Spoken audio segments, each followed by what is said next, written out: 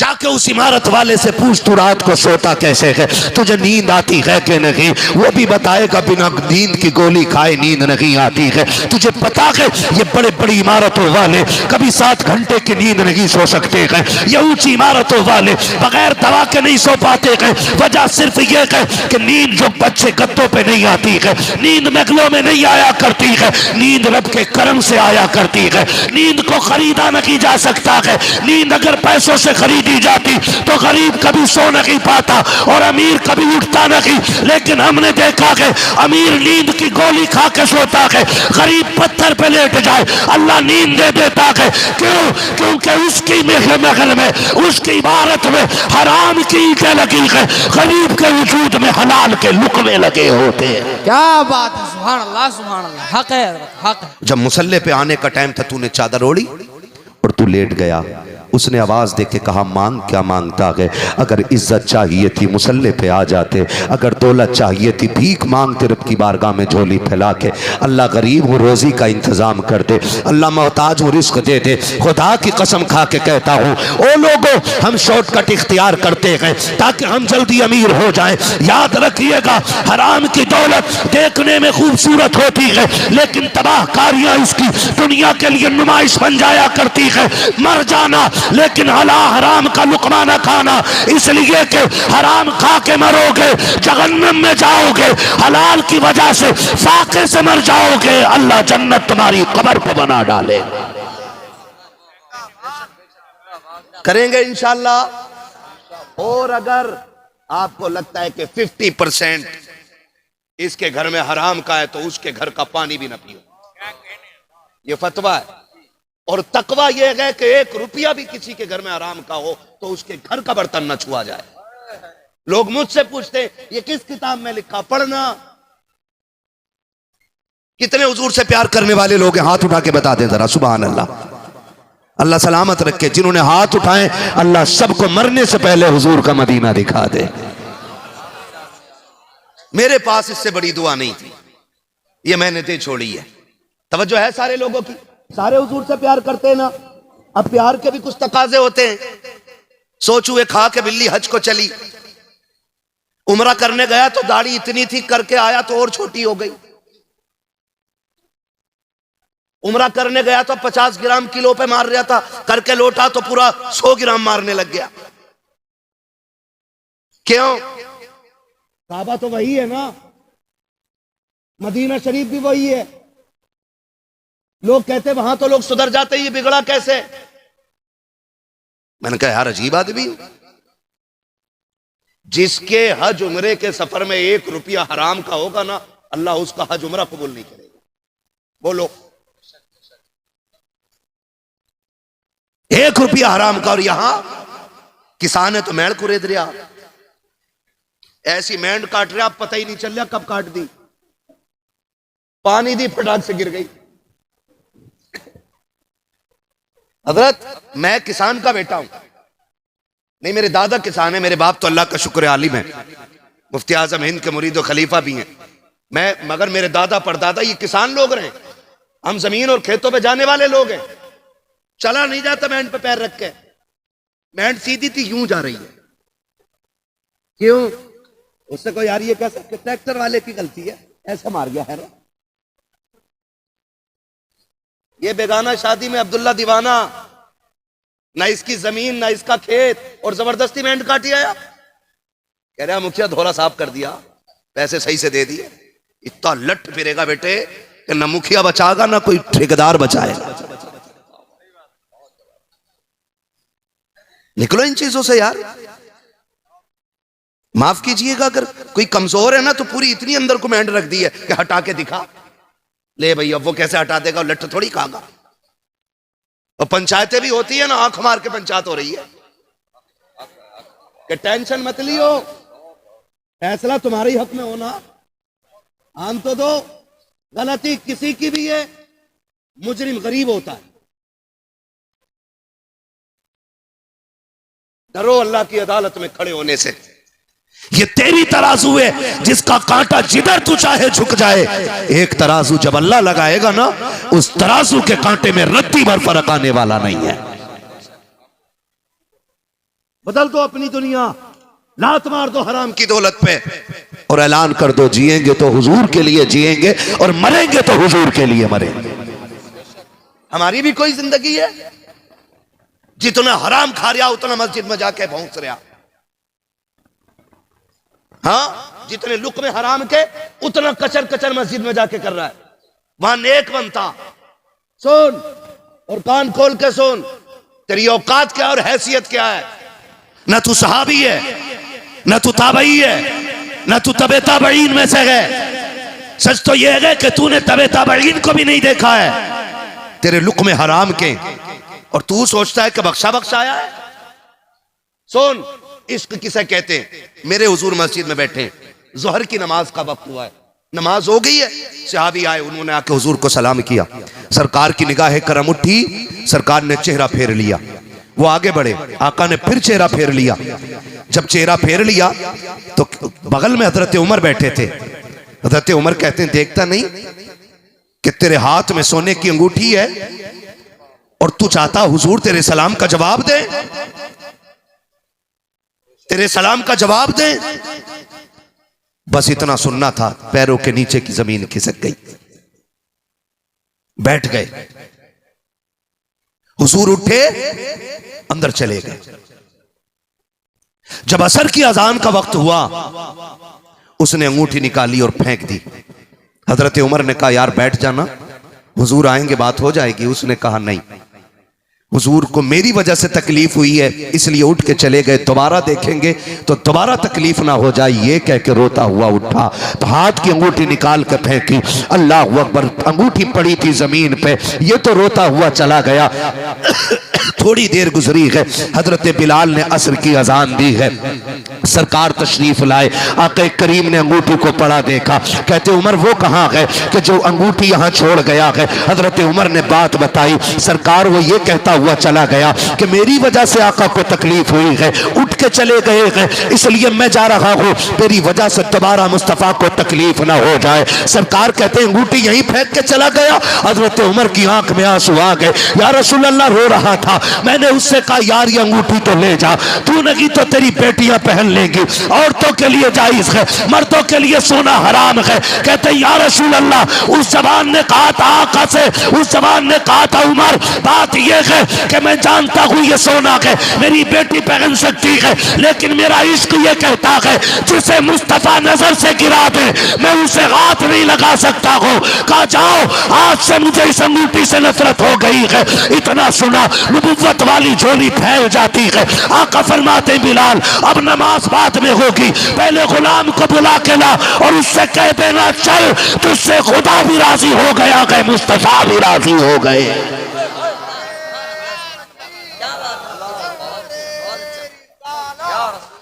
जिनकी फितरत में खातून जन्नत के लहू की गैरत है, तो फिर वो ये नहीं कहते कि आला हजरत चीज क्या है, बल्कि वो तो खुल के कहते हैं रोजे महशर अगर मुझसे पूछे खुदा, बोल आले रसूल तू लाया है क्या, अर्ज कर दूंगा लाया हूं अहमद रजा, या खुदा ये अमान सलामत रहे।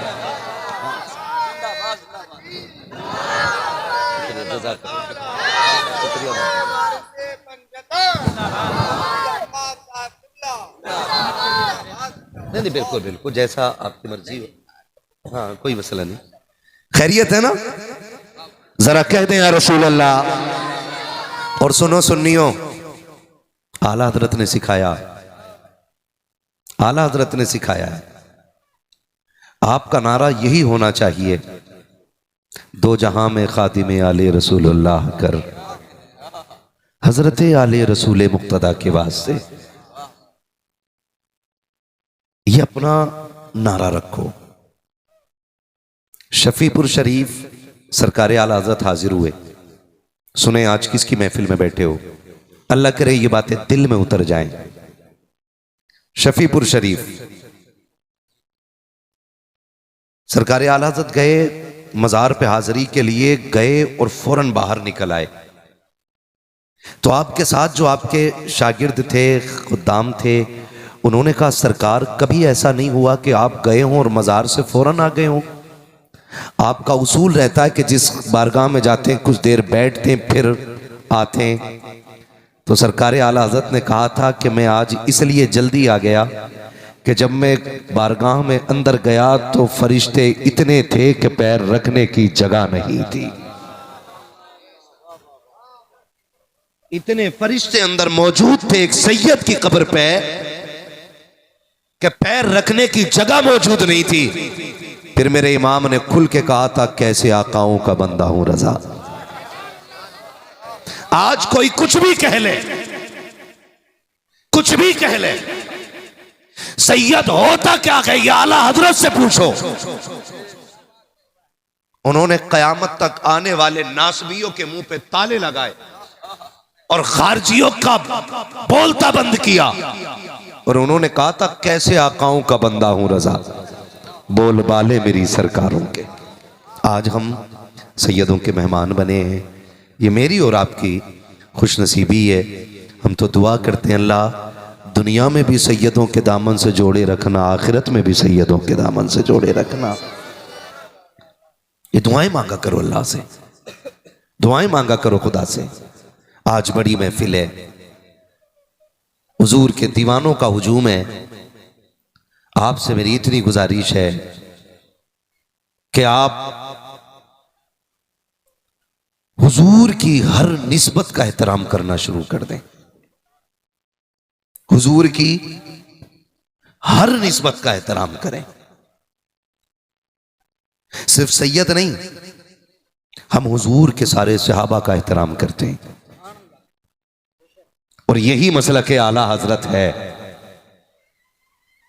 हमारा नारा है, हर सहाबी नबी,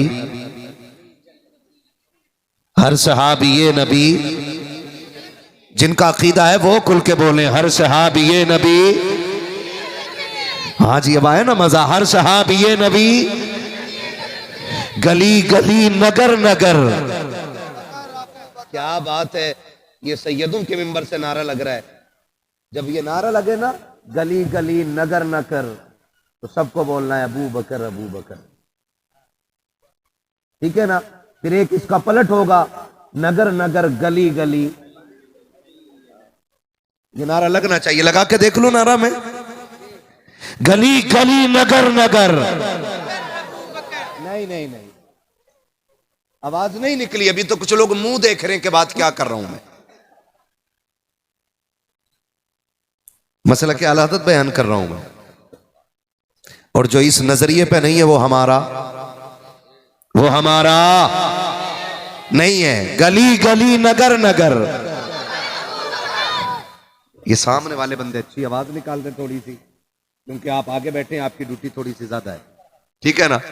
वरना आप पीछे चले जाइए, आपसे अच्छे अच्छे लोग शायद पीछे खड़े हों जिन्हें जगह नहीं मिली है, मैं उन्हें बैठा लूंगा आगे। बोलेंगे तो फिर पता लगना चाहिए, गली गली नगर नगर, गली गली नगर नगर, नगर नगर गली गली। हाँ जी, अल्लाह करे ये आवाज नजफ अशरफ तक जाए। हाँ जी, नजफ अशरफ तक जाए आवाज। शुक्र है परवरदिगार ने हमें सहाबा का मानने वाला भी बनाया है, अहले बैत का मानने वाला भी बनाया है। हम चूंकि मसलक के आला हजरत वाले लोग हैं, हमारे दामन में किसी बुजुर्ग की गुस्ताखी का कोई दाग नहीं है। मसलक के आला हजरत ये है कि हम हर वली को मानते हैं। बोले सुभान अल्लाह। हम हर वली को मानते हैं, साथ मौला अली को मानते हैं, और सिर्फ मौला अली को नहीं, हुजूर के चारों यारों को मानते हैं, और सिर्फ चार यारों को नहीं, मुस्तफा के सारे वफादारों को मानते हैं। यही अकीदा रहना चाहिए, यही अकीदा और यही मसला के आला हजरत है। बच्चों गांठ बांध लेना, कितना ही लंबा जुब्बा पहन के, कितना ही ऊंचा चोगा लगा के, तो या के नहीं फला सहाबी से नहीं बनती, तो लात मार के कहो कि हमारी तुझसे नहीं बनती,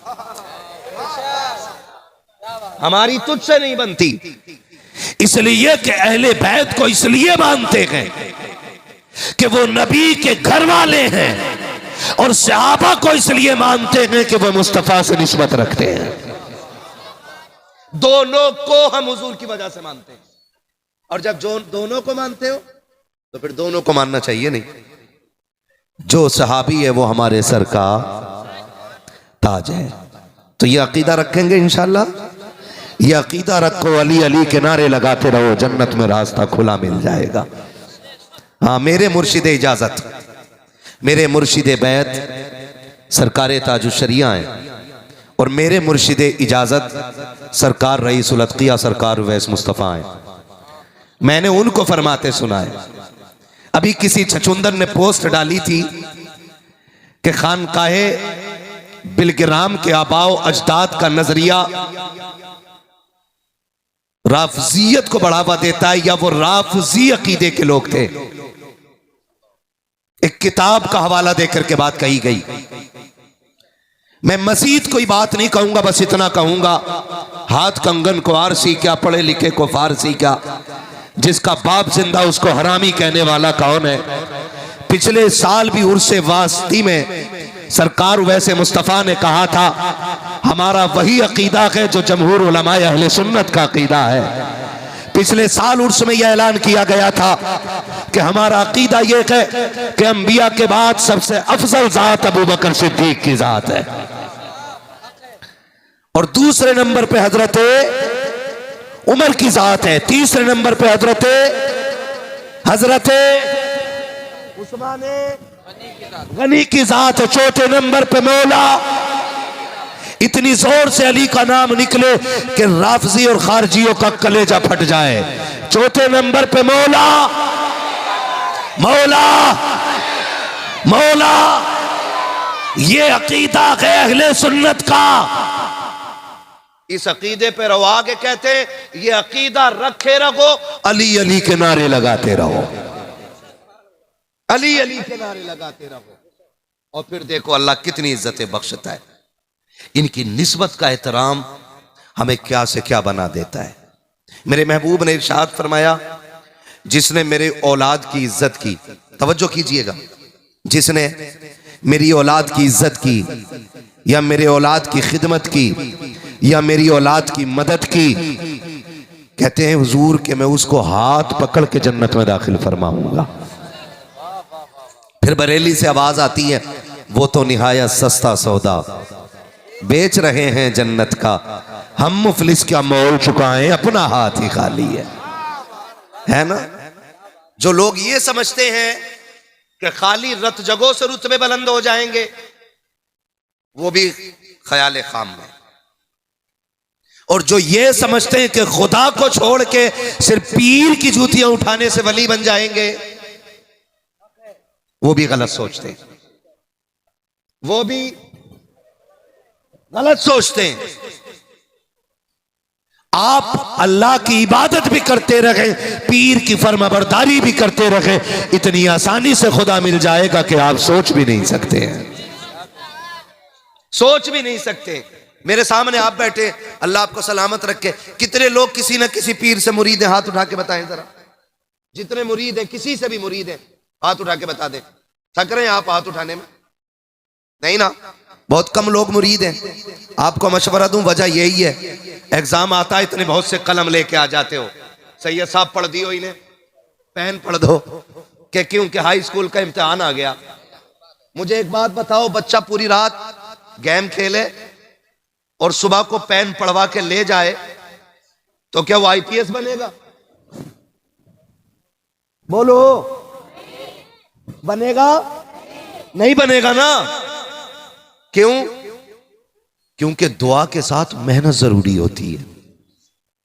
एक बहुत बड़े बुजुर्ग हैं शेख सादी शिराजी रहमतुल्लाह तआला अलैह, आप फरमाते हैं कि जो सिर्फ दुआ पे भरोसा करे वो बेवकूफ है, और जो सिर्फ मेहनत पे भरोसा करे वो घमंडी है। फरमाया मेहनत करो अपने हिस्से की, फिर दुआ करो, जहां तक तुम अपनी मेहनत से पहुंचोगे उससे आगे खुदा दुआओं से तुम्हें पहुंचा देगा। और सिलसिले के भी फायदे होते हैं, हमने सिलसिले के फायदे समझे ही नहीं।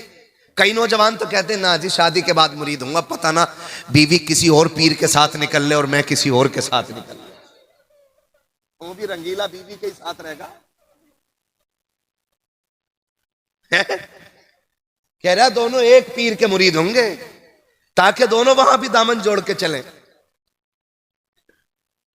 देखो कहां तक की सोच रहा, ये मुश्किल से 35 साल बीवी के साथ ढंग से गुजार पा रहा, एक के आगे हाथ जोड़ के कह रहा अल्लाह बचा ले इससे, और पहले पहले कह रहा ना पीर एक ही रखेंगे ताकि बीवी कयामत में अलग ना हो जाए।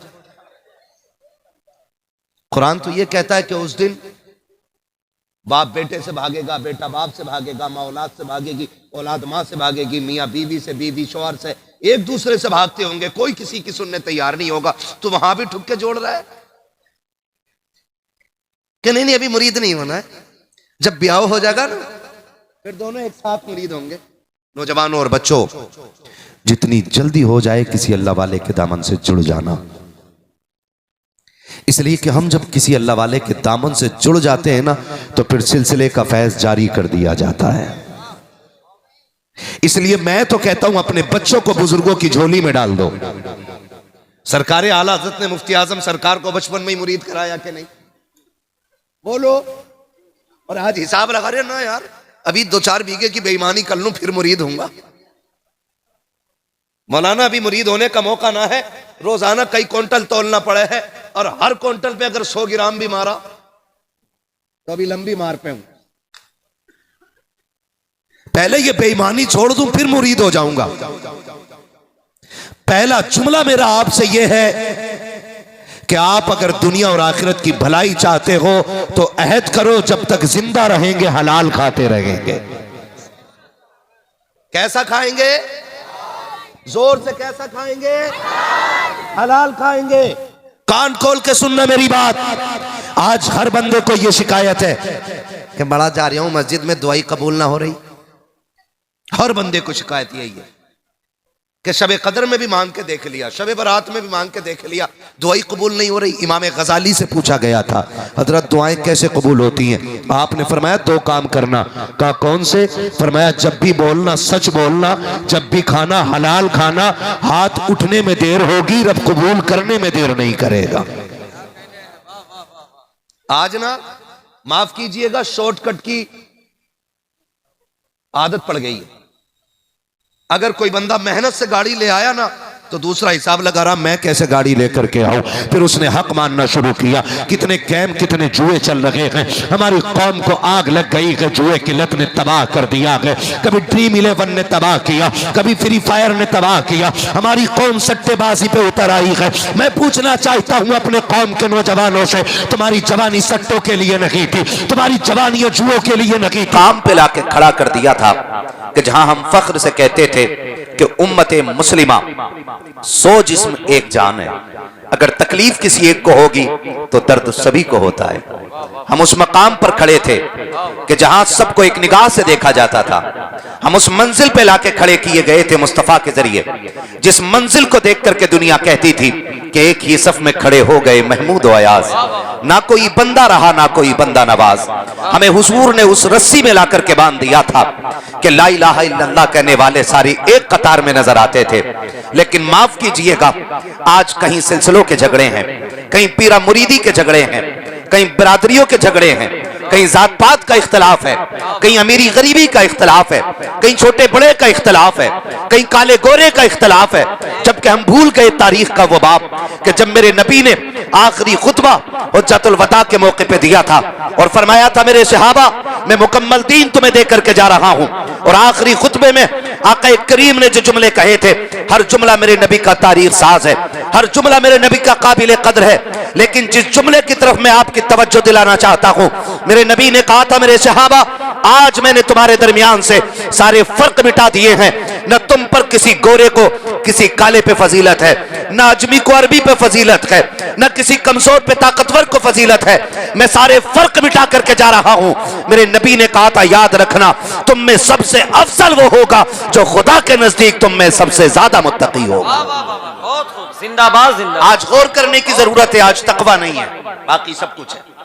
दौलत भी है, शोहरत भी है, हुस्न भी है, रंग भी है, जंग भी है, सजदों की कसरत भी है, मुरीदों की तादाद भी है, पीर की वाहवाही के नारे भी हैं।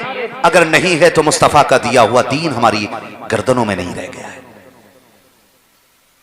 आज बहुत कंगाल हो गए हैं और हमारी इस लापरवाही का नतीजा आप जानते, माफ कीजिएगा, एक अभी कुछ दिन पहले की न्यूज है, 2-4 दिन पहले की न्यूज, किसी बुर्के वाली लड़की को किसी दाढ़ी टोपी वाले लड़के ने एक गैर मुस्लिम के साथ देखा तो उसका खून खोल गया, उसका हाथ उठ गया, प्लस उस पर केस हो गया, वो जेल चला गया। मैं एक सवाल बेटियों से पूछना चाहता हूं, आपके कदम आखिर ऐसे क्यों उठते हैं जिसकी वजह से गैरतमंद भाई के खून में उबाल आ जाता है? आखिर कब तक तुम अपने भाइयों की तबाही का सबब बनती रहोगी? आखिर वो कौन सा दिन आएगा जब तुम भी अपने कनीज़े फातिमा ज़हरा होने का हक अदा करके दिखाओगी? मैं तुमसे पूछना चाहता हूं, आखिर अगर तुम्हें शरीयत की हदें तोड़नी है तो फिर तुम्हें नकाब पहनने का हक किसने दिया है? फिर तुम्हें बुर्का पहनने का हक किसने दिया है? नकाब पहनने का हक उसको है कि जिसके किरदार में खातूने जन्नत के जलवे नजर आए और गुफ्तार में मुस्तफा जाने रहमत की सीरत नजर आ रही है। वाह वाह वाह, बहुत खूब, जिंदाबाद जिंदाबाद। आज हो क्या गया? वाह वाह वाह, जिस गाड़ी के पीछे देखो वही नकाब वाली, जिस होटल में पकड़ी जाती है नकाब वाली, कम से कम उस लिबास को तो बख्श दो जो गैरों में और इस्लाम की शहजादियों में फर्क पैदा करता है। अगर तुमने गैरत की चादर उतार दी है तो क्या फर्क पड़ता कि 3-4 मीटर का कपड़ा पहनो या ना पहनो? आज हम कहां खड़े हो गए आकर के? माफ कीजिएगा, अगर किसी आलिम से जर्रा बराबर भूल हो जाती है पूरी कौम पीछे पड़ जाती है उसके आकर के। और हमने जो सितम किए हैं, आज बेगैरती की इंतहा हो गई। आज बेटी भागती है, सुबह मस्जिद में जाके बाप कहता जी मैं क्या करूं, मुझे क्या मतलब, गई तो गई। अगर मौलवी नंगे सर पानी पी ले तो पूरी कौम की तबाही का मटका उसके सर फोड़ दिया जाता है कि कौम इनकी वजह से बर्बाद है। नहीं, खुदा की कसम, कौम जब बर्बाद हो रही है वो आपकी तरबियत की बुनियाद पे बर्बाद हो रही है। आज बेगैरती की इंतहाई नहीं तो क्या है कि कल रात बेटी भागी है, निकलते ही सुबह का सूरज बाप कहता है मैं क्या कर सकता था, मैंने पाला पोसा, चली गई, लो मैं ऐलान कर देता हूं, उससे मेरा कोई रिश्ता नहीं है। यह ऐलान दिखावे के लिए का किया जाता है। माफ कीजिएगा, हम इसे गैरत नहीं कहते हैं, हम तो इसे बेगैरती कहते हैं। आपकी तरबियत में यह कमी कहां से आ गई है? यकीनन ये आपके गलत लुक्मों का नतीजा हो सकता है। अगर आपकी बेटी आपके मुंह पे कालिक पोत के जाती है तो खता बेटी की नहीं है, खता आपकी भी है, क्योंकि जब बेटी ने होश संभाला था आपने दुनिया और समाज के हिसाब से उसको नंगे कपड़े पहनाए थे। काश क्या की अच्छा होता जब तुमने बेटी को पहला जोड़ा ला करके दिया था तो हाफ आस्तीनों वाला न की, बद्दियों वाला न की, बनियान वाला न की, बल्कि फुल आस्तीन वाला, गर्दन गले वाला, पूरे सर को छुपाने वाला लाके अगर लिबास दे दिया होता और बेटी को बचपन में सिखाते बेटी दुनिया को देख के जिंदगी ना गुजार, अगर जिंदगी गुजारनी है तो खातूने जन्नत फातिमा ज़हरा को देख के गुजारनी है। नारे तकबीर, नारे रिसालत, नारे रिसालत। हजरत अल्लामा मुफ्ती हम्माद रज़ा साहब क़िबला, वाह वाह वाह, बहुत खूब, जिंदाबाद जिंदाबाद। खुदा के वास्ते नौजवानों, कोई मौलवी आपके दरवाजे पे पहरा देने नहीं आएगा और ना ये ड्यूटी है कि नमाज भी पढ़ाए और आपके दरवाजे पे बैठ के पहरा दे। अपने घर का पहरादार आपको बनना पड़ेगा। जो गैरत मुर्दा हो गई है उन्हें जिंदा करना पड़ेगा, उन्हें जिंदा करना पड़ेगा। आज से तकरीबन 25-30 साल पहले बाप की गैरत का आलम यह होता था, अगर बेटी को तलाक हो जाती थी तो 8 दिन घर से नहीं निकलता था। यह हाल होता था बाप की गैरत का। आज बाप खड़े होकर कह रहे हैं छोड़ मेरी बेटी को, तो होता कौन है? छोड़ मेरी बेटी को। इससे बड़ी बेगैरती और क्या आ सकती है? इससे बड़ी बेहयाई क्या आ सकती है? सोचे तो सही, हम या ये पूरी जमात या इतने और लोग किसी एक बस्ती में जाके इकट्ठे हो जाएं फिर भी किसी के घर पे पहरा नहीं दे सकते।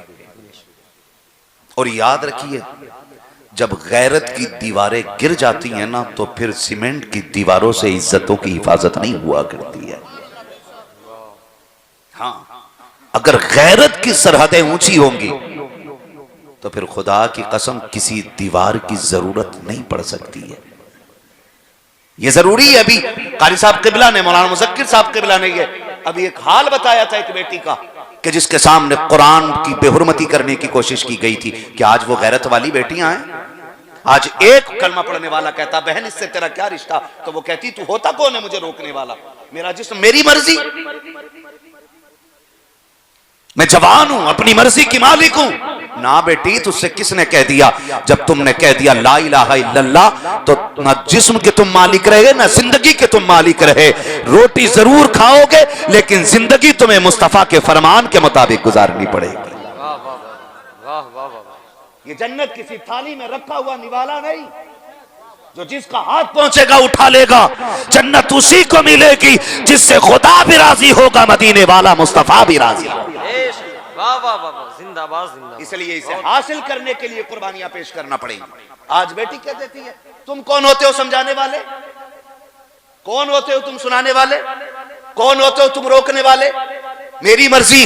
कितनी बहनों ने सगे भाइयों के खिलाफ मुकदमा कर दिया। मेरी बेटी, तुझे गैरत का वास्ता है, जब भी तेरे कदम बहकने लग जाएं, किसी को देखना या न देखना। तेरे भाई ने पूरी जिंदगी तेरे लिए परदेश में काट दी, भले उसके इस जुदाई का ख्याल ना आए। तेरे बाप ने पूरी जिंदगी मजदूरी में इसलिए काट दी ताकि मेरी बेटी को किसी के बर्तन न धोने पड़े, भले बाप की इस कुर्बानी का तुझे ख्याल आए या ना आए। माँ ने तुझे उठा उठा के खाने खिलाए, भले माँ की ममता का तुझे पास रहे या ना रहे। अगर तेरे कदम बहकने लग जाए तो कुछ याद करना या ना करना, मगर जहरा के बाबा की कुर्बानियां याद कर लेना, हसनैन के नाना की कुर्बानियां याद कर लेना। अगर भूल गई हो तारीख का ये बाप तो मैं तुम्हें याद दिला दूं, तुम्हारी तो औकात कुछ भी ना थी। इसी हिंदुस्तान के अंदर तुम्हें शौहर की चिता पे जिंदा जला दिया जाता था। अगर जीने का अधिकार किसी ने दिया है तो इस्लाम ने दिया है। जब तुम पैदा होती थी तो पैदा होते ही तुम्हें कत्ल कर दिया जाता था, तुम्हें मनहूस समझा जाता था। मेरे नबी ने आकर के सैयदा कायनात, सैयदा तैयबा ताहिरा, आबिदा साकिदा तकिया नकिया, राकिया साजिदा हाफिजा कारिया, आलिमा फाजिला, सैयदा कायनात खातून जन्नत फातिमा ज़हरा को सीने से लगा के कहा था, फातिमा मेरे जिगर का टुकड़ा है। जब से आका ने कहा है फातिमा मेरे जिगर का टुकड़ा है, हर बाप बेटी को सीने से लगा के फख्र से कहता, लोगों जैसे फातिमा नबी के जिगर का टुकड़ा है, मेरी बेटी आज मेरे जिगर का टुकड़ा बन गई। वाह वाह वाह, नारे तकबीर, नारे रिसालत, उलमाए अहले सुन्नत, हजरत अल्लामा मुफ्ती हम्माद रजा साहब क़िबला, जश्ने गौसुल वरा कॉन्फ्रेंस, जश्ने दस्तार बंदी। वाह वाह वाह, बड़ी इज्जत है मेरे नबी ने अता की है मेरी बेटी। और सुन, ये 5 लाख जो एक कमेटी देती है ना किसी भी मुस्लिम लड़की को भगाने का, ये 5 लाख की कोई औकात नहीं। रब ने जन्नत में तेरे लिए वो इनामात रखे हैं, तो रब को राजी करके जन्नत आ तो सही। उसकी रहमत कहती है कि अगर तुझे हूरों से हसीन न बना दूं तो बात करना। ये तो रब की रहमत कहती है।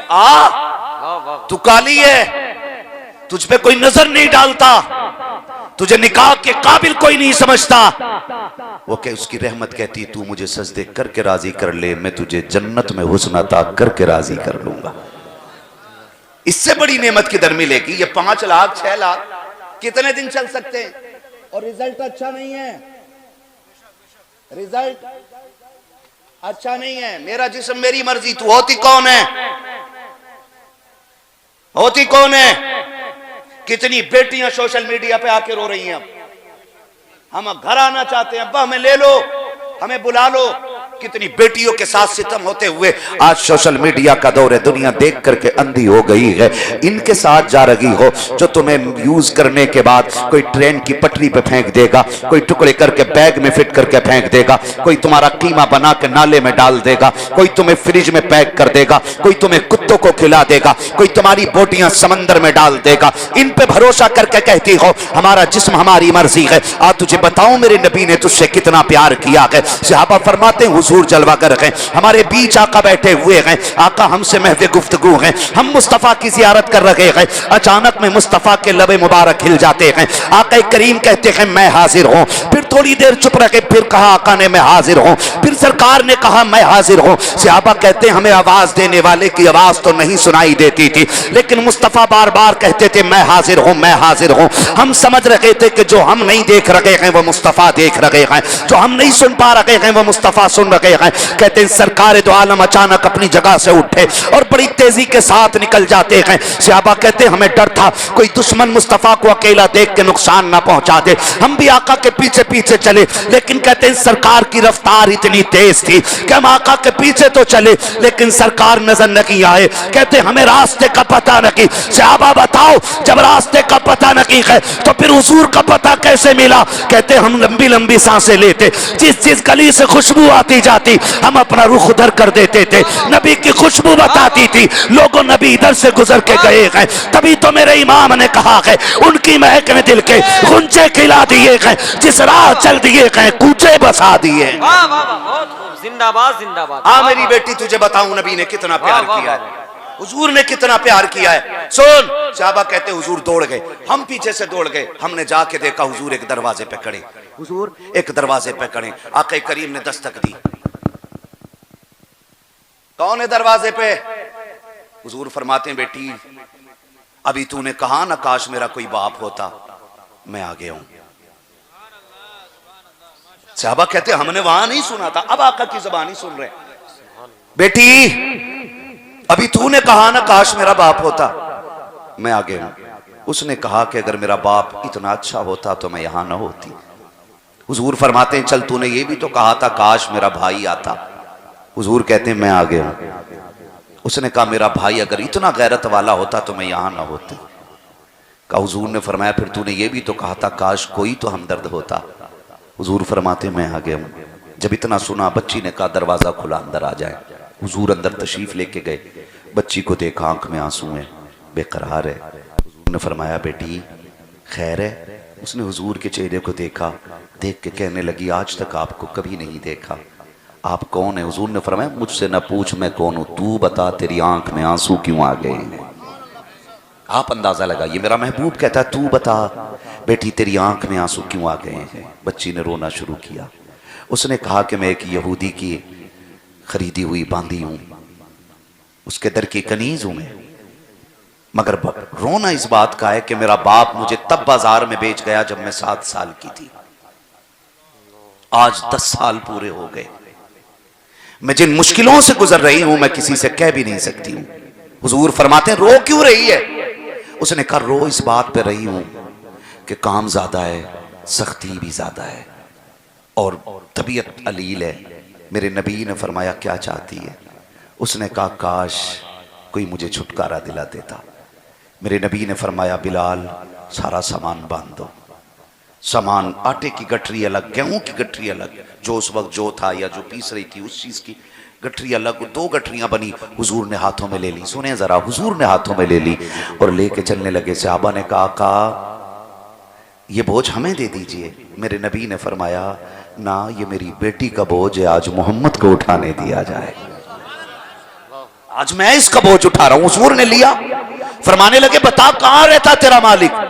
बच्ची ने इशारा किया, सुने गौर के साथ, बच्ची ने इशारा किया फला जगह पर उसकी पहाड़ी के पीछे मकान है, वहां रहता। सरकार फरमाते हैं चल बेटी वहां लेके चल। अल्लाह अकबर। बच्ची आगे आगे, सरकार पीछे पीछे, सहाबा पीछे पीछे आ रहे हैं। चलते चलते उस यहूदी के मकान के करीब तक पहुंचे। वो अपनी मकान की छत पर बैठा हुआ था। अचानक आने वालों को देखता है, आंखें मसलने लग जाता है, गौर कर रहा है। ये दूर से आने वाली एक जमात तो नजर आती है, लेकिन एक चेहरे के अलावा कोई चेहरा साफ नजर क्यों नहीं आ रहा है? सारे चेहरे धुंधले हैं, लेकिन एक चेहरा इतनी दूरी से भी साफ नजर आ रहा है।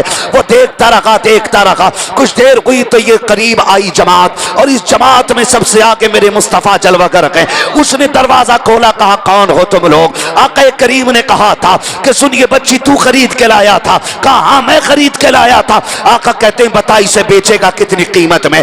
उसने कहा कौन खरीदेगा? कहा मैं खरीदने पूछने के लिए आया हूँ। उसने कहा आपका नाम क्या है? मेरे नबी ने कहा मेरा नाम मोहम्मद है। कहा बाप का नाम क्या है? कहा बाप का नाम अब्दुल्लाह है। कहा माँ का नाम क्या है? कहा माँ का नाम आमीना है। उसने कहा सौदा बाद में होगा, जरा ठहरो, मैं किसी मुश्किल में आ गया हूँ। अंदर गया, पुरानी किताब उठा करके लाया, वर्क पलटता जाता है, मुस्तफा के जलवे देखता जाता है। और जलवे देखने के बाद उसने बुलाया अपने मेहमानों को, घर वालों को, कहा जिसका ऐलान हमारी किताबें करती रखी है, आज वो हमारे दरवाजे पे चल के आ गया है। जिसका ऐलान पहले नबियों ने किया है, आज वो हमारे दरवाजे पे आ गया है। सब परेशान थे, क्या कहना चाहते हो?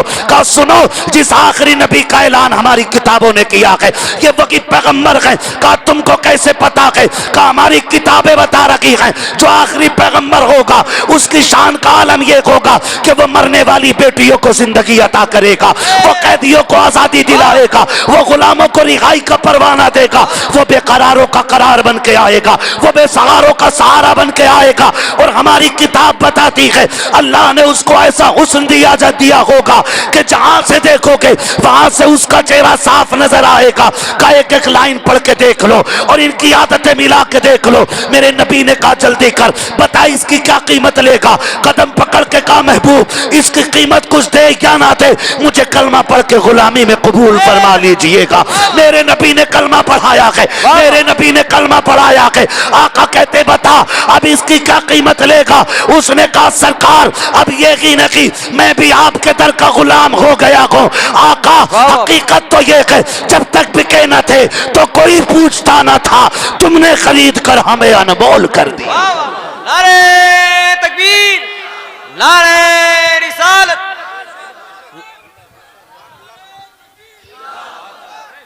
मेरे भाई, मेरे नबी ने ये इज्जत बेटियों को अता की और आज बेटियां ये सिला दे रही हैं, आज ये सिला दे रही हैं बेटियां। इस्लाम के नाम पे कलंक बन गई कुछ बेटियां। लेकिन मैं चैलेंज के साथ कहना चाहता हूं, खुदा की कसम, तुम नहीं, एक नहीं, करोड़ों नहीं, अरबों मुस्लिम बेटियां भी मुर्तद हो जाएं तो मेरे नबी के दीन पे कोई फर्क पड़ने वाला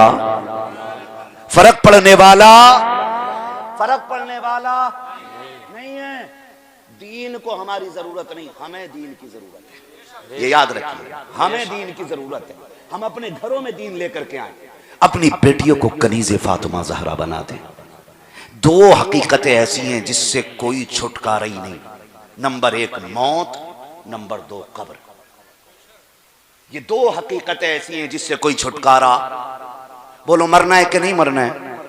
बोलो मरना है ना। एक बेटी वो जो मुर्तद हो के ट्रेन की पटरी पे कटी मिली, और एक बेटी वो जिसने दीन के लिए बेटे कुर्बान कर दिए। तवज्जो है? एक बेटी वो जिसने दीन के लिए बेटी कुर्बान कर दी। क्या दोनों की जिंदगी बराबर हो सकती है? नहीं। जो मुर्तद हो के दुनिया से गई उसकी तबाही ही तबाही है, और जिसने औलाद दीन के लिए लगा दी, खुदा की कसम रब की रहमतों ने बढ़ के उसका इस्तकबाल किया है, बढ़ के उसका इस्तकबाल किया। नौजवानों आपसे मेरी गुजारिश है, हर भाई अपनी बहन की गैरत का पहरेदार बन जाए। बनेंगे इंशाअल्लाह, बनेंगे। हम गफलत कहां करते हैं। मैं बेटियों से भी गुजारिश करता हूं, नकाब का मतलब है जिस्म को छुपाना है जी। इसलिए तो नकाब पहना जाता है कि ताकि जिस्म की हैयत, बनावट, साफ ये छुपी रहे। अगर नकाब इतना खूबसूरत पहना जाए कि जिसे खुद लोग मुड़ के देखें तो फिर पर्दा ही किधर रह गया। पर्दे नकाब सादे पहने, कपड़े ढीले ढाले पहने। बापों से गुजारिश है, आज माफ कीजिएगा, कितनी आसानी से एक बाप बेटी को बेगैरती की इजाजत दे देता है। सोच भी नहीं सकते जहां मैं कहने जा रहा हूं। नाराज तो नहीं हो रहे आप? होंगे भी तो कोई फर्क नहीं पड़ता है। मैं चाहता हूं ये कुर्सी मिली है तो इसका हक अदा होना चाहिए। चापलूसी करके, दलाली करके, झूठी बातें कह के, मजाक करके, हंस के, ठट्टे उड़ा के महफिल खत्म कर देना, अल्लाह को भी मुंह दिखाना है, अल्लाह को भी मुंह दिखाना है। हाँ, तो बहुत गौर से मेरी बात सुन मेरे भाई। कितनी आसानी से एक भाई बेगैरती की इजाजत दे देता है। पूरी जिंदगी बेटी शराफत से रहती है, समझ रहे? पूरी जिंदगी बेटी शराफत से रहती है। 18 साल के बाद भाई की शादी आ गई। उसने इतने चुस्त और फिटिंग के कपड़े पहने कि घर में किसी ने एतराज किया, ये क्यों पहने? तो पहले मां वकालत करती है, छोड़ना, शादी रोज रोज थोड़ी हो रही। हाँ, ये पहली मर्तबा बेटी को बेगैरत बनाया जा रहा है और बाप की रजामंदी के साथ कि छोड़ना, शादी रोज रोज थोड़ी हो रही। आज तो पहनने दो, दुनिया पहन के आएगी, आज बेटी को पहनने दो। बेटी ने ऐसी बेगैरती वाले कपड़े पहने के बेटी कपड़े पहन के भी नंगी हो गई। और उसी दिन बाप और भाई की आंखों से गैरत का पानी चला गया। जिसकी उतर जाए लोई उसका क्या करेगा कोई। गैरत की चादर एक बार उतर जाए तो फिर कोई उसे गैरत के कंबल में लपेट नहीं सकता है। यह सबसे बड़ी बेगैरती है। हमने बेटियों को पहले दिन ये कपड़े पहनाए और सितम वाला है, सितम ये कि बारात आई तो इस्तकबाल के लिए बेटियों को आगे कर दिया। इससे बड़ी बर्बादी हमारी कौम के लिए और क्या हो सकती है। सोचे जरा, सोचे जरा। महबूब अलैहिस्सलाम ने फरमाया था कि मैं जब मेराज गया, मैं मेराज के सफर पे था, मैं जहन्नम का मैंने दौरा किया, मैंने जहन्नम को देखा, उसमें एक कुआं था। उस कुएं के अंदर से मैंने औरतों के चीखने की आवाज सुनी। मैंने कहा जिब्रील, ये कौन बदबख्त औरतें हैं जो इस कुएं के अंदर हैं। हजरत जिब्रील ने अर्ज की, महबूब आपकी उम्मत की ये वो औरतें हैं जो कपड़े पहन के भी नंगी नजर आया करती थी। खुद सोच लो अब किधर जाने का है। जो कपड़े पहन के भी नंगी नजर आया करती थी। मुफस्सिरीन फरमाते कपड़े पहन के नंगी नजर होने का मतलब यह है कि उनके जिस्म के आज़ा नजर आएंगे कपड़े पहनने के बाद। आज माफ कीजिए, अगर कोई शरीफ जाती, कोई इज्जत वाली पढ़ी लिखी बच्ची ढीले कपड़े पहन ले तो मेरी कौम की बिगड़ी हुई बेटियां कहती हैं देखो कैसा जाहिलों वाला लिबास है, ओल्ड फैशन है, देहाती लग रही है, अल्लड़ लग रही है, कुल्लड़ लग रही है। इतने ताने दिए जाते हैं। जब गैरतमंद बेटियां बिगड़ी हुई बच्चियों के इन तानों को सुन करके गर्दन गैरत से झुका लेती हैं, मसीयत का नकीब आवाज देता है, ए मेरी पारसा बंदी, आज इनके ताने बर्दाश्त कर ले, आज इनकी बातें सुन ले। जब तू मेरी बारगाह में हाजिर होगी मैं तुझे वो मकाम अता करूंगा कि ये देख के दांतों में उंगलियां डालेंगी और ये अफसोस करेंगी काश हमने कल इसी बेटी की तरह नकाब पहना होता तो आज वहां भी इज्जत रह जाती, मैदान कयामत में भी इज्जत रह जाती। वाह वाह वाह वाह, बहुत खूब, जिंदाबाद जिंदाबाद। वाह वाह वाह। उन बेटियों के साथ खड़ा हूं जो बेटियां ओल्ड मॉडल कपड़े पहनती हैं। मैं अपनी बात कर रहा हूं। हाँ, नतीजा क्या निकलेगा? नए दौर के कपड़े पहन के बेटियां नंगी हो गई, बाप भी देख रहा, भाई भी देख रहा है। अब किसी में गैरत नहीं है, और जब गैरत नहीं है फिर बेटियां गई, फिर रोना किस बात का है? फिर रोना भी छोड़ दो, आंसू बहाना भी छोड़ दो। भाइयों से मेरी गुजारिश है, खुदा के वास्ते, खुदा के वास्ते, हमारे घर के झगड़े जो हमारे परिवार को तोड़ रहे हैं, हमारे खानदानी झगड़े जिन्होंने हमारे परिवार के टुकड़े